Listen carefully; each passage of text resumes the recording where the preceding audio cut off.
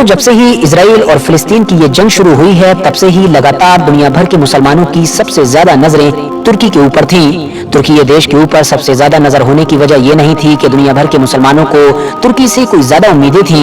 बल्कि तुर्की के फोकस में आने की वजह तो ये थी क्योंकि पूरी दुनिया हैरान थी कि आखिर तुर्की को क्या हो गया है, क्योंकि इस बार हमेशा से उलट तुर्की का रुख बदला हुआ नजर आ रहा था। तुर्की जो हमेशा पूरी मुस्लिम दुनिया में इजराइल के खिलाफ सबसे सख्त रुख अपनाया करता था, वो इस बार काफी सॉफ्ट नजर आ रहा था। शुरू से ही उसके इस जंग से रिलेटेड जितने भी बयान आ रहे थे वो पूरी तरीके से बैलेंस बनाकर रखने वाले बयान थे, यानी साफ तौर पर यह नजर आ रहा था कि तुर्की इजराइल को नाराज नहीं करना चाहता है। उसके बयानों में इजराइल की मुखालिफत बिल्कुल नाम भर के लिए ही हुआ करती थी, वरना ज्यादातर फोकस गाजा की स्थिति पर हुआ करता था। वो बार बार यही कहा करता था कि गाजा की स्थिति को संभाला जाए और इजराइल ने इंटरनेशनल कम्युनिटी की तरफ से भेजी गई जो मदद मिस्र के बॉर्डर पर रोक रखी है उसको जल्द से जल्द खोला जाए। इसके अलावा अगर तुर्की थोड़ा और आगे बढ़ भी रहा था तो ज्यादा से ज्यादा यही कह रहा था कि हम लोग पीस चाहते हैं, हम लोग चाहते हैं कि सीज फायर हो, और अगर दोनों ही पार्टी यानी कि फिलिस्तीन और इजराइल चाहते हैं तो हम मीडिएटर बनने के लिए तैयार हैं, मतलब बिचौलिया बनने के लिए तैयार हैं और हम इन दोनों की डील करा सकते हैं। जाहिर है तुर्की एक मुस्लिम देश है और तुर्की के इस रवैये से कोई भी खुश नहीं था,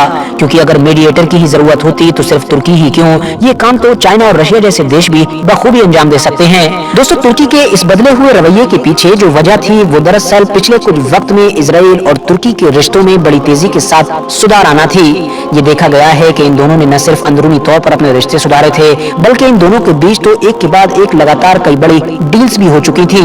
इवन दोनों देशों के नेताओं ने यानी कि अर्दोगान और नेतन्याहू ने इजराइल और तुर्की से बाहर जाकर मुलाकात भी की थी, जिस मुलाकात के फोटोज और वीडियो सोशल मीडिया पर बड़ी तेजी के साथ वायरल हुए थे। इवन बात तो यहाँ तक आगे बढ़ चुकी थी कि ऑलरेडी अर्दोगान का दौरा भी इजराइल के लिए तय हो चुका था और आने वाले दिनों में बहुत जल्द ही अर्दोगान भी पूरी शान और शौकत के साथ इजराइल में पहुंचने वाले थे। इन तमाम फायदों की वजह से तुर्की की जो अब तुर्की हो चुका है उसकी गवर्नमेंट का रवैया चाहे जैसा भी रहा हो, मगर जंग के पहले दिन से ही तुर्की की आम पब्लिक का रवैया इजराइल के खिलाफ सबसे ज्यादा सख्त नजर आ रहा था। तुर्की दुनिया की उन जगहों में से एक था कि जहां पर इस जंग के बाद इजराइल के खिलाफ सबसे बड़े और सबसे गर्मजोशी वाले प्रोटेस्ट देखने को मिले थे। हालात तो इतने ज्यादा आगे बढ़ गए थे कि इजराइल को टर्की से अपने सारे डिप्लोमेट्स को सिक्योरिटी के पर्पज से फौरन वापस बुलाना पड़ा था। स्पेशली वो हॉस्पिटल वाला अटैक जिसकी वजह से गाजा में एक साथ ही 500 से भी ज्यादा लोगों की जानें चली गई थी, उसके बाद तो टर्की की आम आवाम में माहौल और भी ज्यादा गर्म हो गया था। धीरे धीरे टर्की की राजनीति में भी इसका असर साफ नजर आने लगा था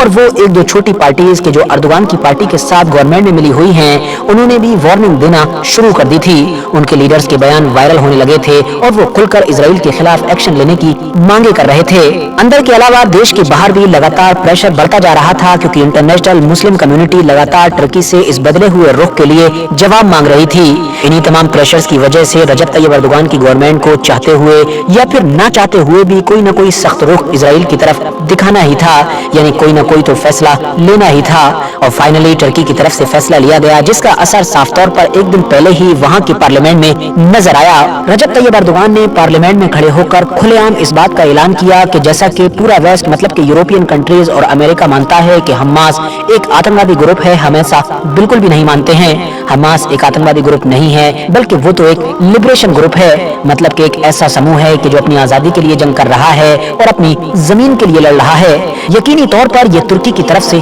बहुत बड़ा बयान है, वो इसलिए क्योंकि इस वक्त इजराइल ये जो हमास के खिलाफ जंग लड़ रहा है या फिर अमेरिका जैसे जितने भी यूरोपियन देश खुलकर इजराइल को इस जंग में सपोर्ट कर रहे हैं, वो सारे ही लोग पूरी दुनिया को यही बता रहे हैं कि हमास एक आतंकवादी ग्रुप है जिसके खिलाफ हम किसी भी तरह का कोई भी एक्शन ले सकते हैं। यानी समझ लीजिए कि गाजा में जो कुछ भी हो रहा है पूरे के पूरे घर एक बार में उड़ा दिए जा रहे हैं। बच्चों, औरतों, बूढ़ों की जिस तरह से मौतें हो रही हैं, उन सबको इजराइल और दूसरे उसके मददगार देशों की तरफ से सिर्फ इसीलिए ही जस्टिफाई किया जा रहा है कि क्योंकि हमास एक बहुत खतरनाक आतंकवादी ग्रुप है, इसीलिए उसको हर हाल में खत्म करना ही है, अब चाहे बाकी आम लोगों का कितना भी नुकसान हो जाए। टर्की ने खुलकर हमास का सपोर्ट करते ही अब एक लाइन खींच दी है, जिस लाइन की वजह से पूरी दुनिया डिवाइड नजर आएगी। क्योंकि अभी तक यही देखा गया था कि बाकी दुनिया को तो छोड़ ही दीजिए, बल्कि अरब और मुस्लिम देशों में भी सिर्फ और सिर्फ ईरान को छोड़कर कोई भी हमास को खुलकर सपोर्ट नहीं कर रहा था। ज्यादातर अरब देश तो पहले से ही हमास को एक बड़े दुश्मन के तौर पर देखते हैं। कतर जैसे गिने चुने एक दो देश के जिनके ऐतिहासिक तौर पर हमेशा से ही हमास के साथ अच्छे रिश्ते रहे हैं, वो भी खामोश तो हैं मगर खुलकर हमास की सपोर्ट में नजर नहीं आ रहे हैं। मगर टर्की अब ईरान के बाद दूसरा एक ऐसा देश बना है कि जिसने इतना ज्यादा खुलकर हमास को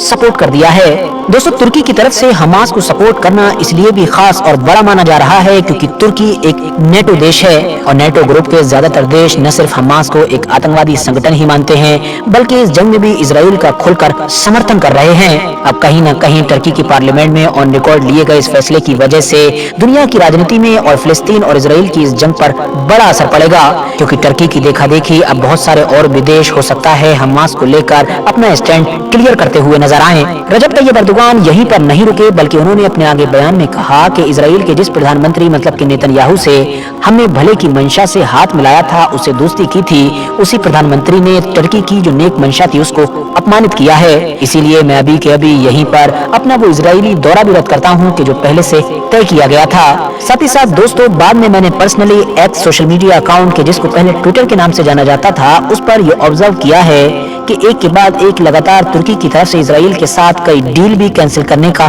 फैसला किया गया है, मतलब कई पुरानी डील्स को रद्द कर दिया गया है। तो अब हम ये कह सकते हैं कि एक ही दिन में तुर्की की गवर्नमेंट की तरफ से इजराइल के खिलाफ एक के बाद एक लगातार कई फैसले लिए गए। अब ये फैसले मजबूरी में लिए गए, प्रेशर के, या फिर किसी और वजह से, ये तो भला हम में से कोई भी नहीं जानता है। फिलहाल दोस्तों, आज की अपनी वीडियो को तो हम यहीं पर खत्म करते हैं। बाकी इजराइल और फिलिस्तीन के मुद्दे से जुड़ी ऐतिहासिक वीडियोस देखने के लिए या फिर अपडेट रहने के लिए हमारे इस चैनल को जरूर सब्सक्राइब करें और इस वीडियो को अपने दोस्तों के साथ जरूर शेयर करें।